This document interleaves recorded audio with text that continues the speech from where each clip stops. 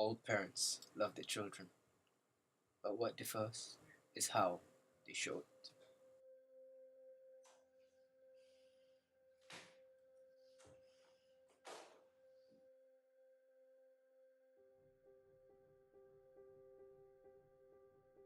A few years after my parents divorced, my father started to beat me. I was 7 when it first happened. I was so scared I didn't know what to do. He was my father, and I thought that whatever he was doing to me was normal.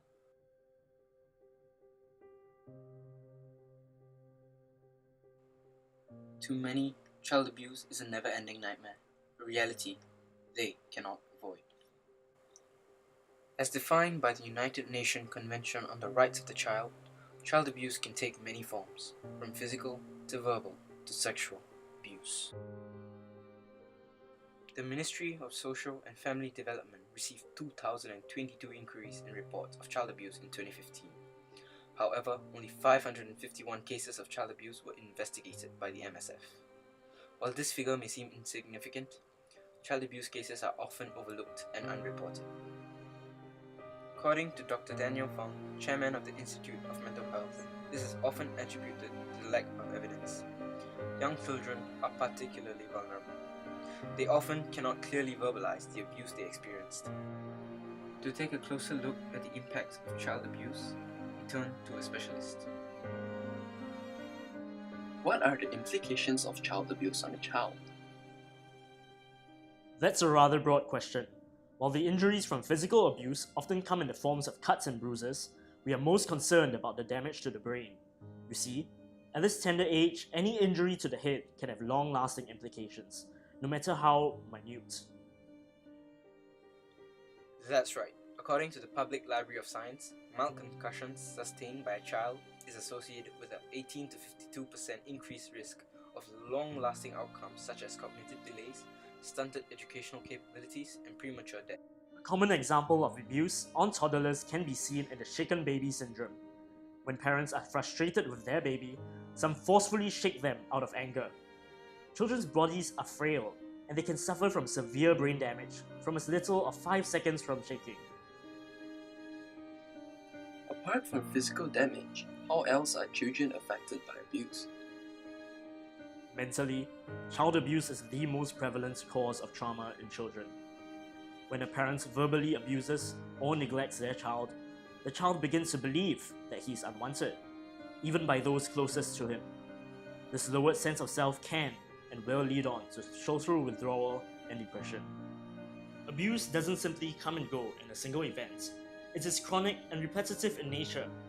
Over time, it is easy for a child's mindset to change drastically. Furthermore, children have not developed emotionally or mentally and are not well equipped to cope with such trauma.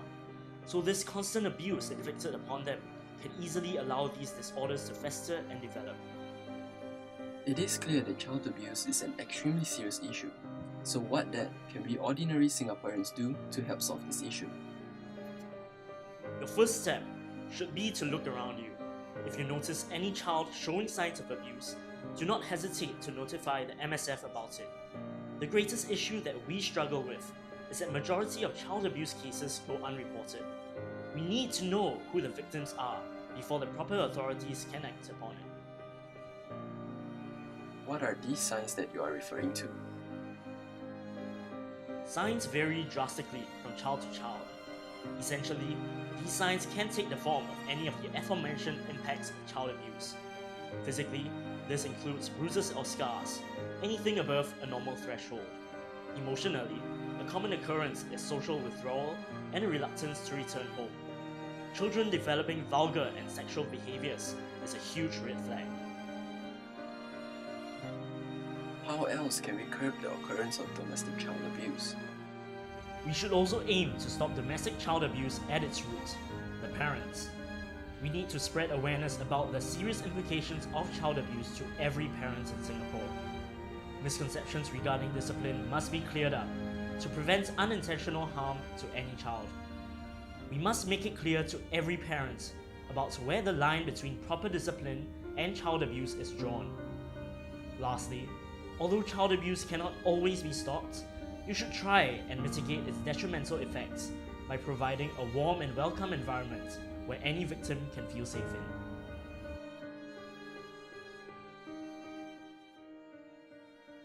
All across Singapore, children are still suffering silently under the torment of their abusers. Let us not remain complicit in this issue. Children are our greatest treasure. They are our future, so let us treat them as such.